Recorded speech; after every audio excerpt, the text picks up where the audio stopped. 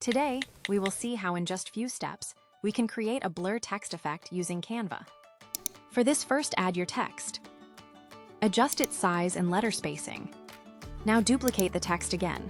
Here, slightly increase the letter spacing.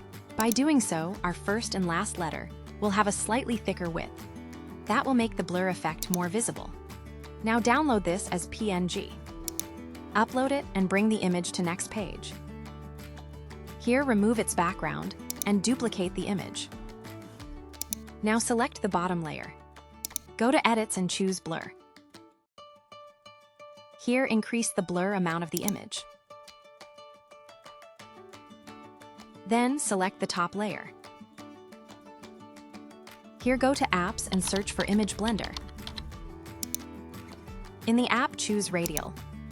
Adjust the anchor points so that our first and last letters are only slightly visible.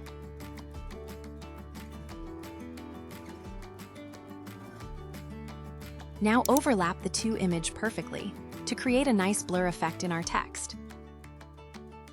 Like this video and subscribe to the channel if you want to learn more about editing and Canva tips.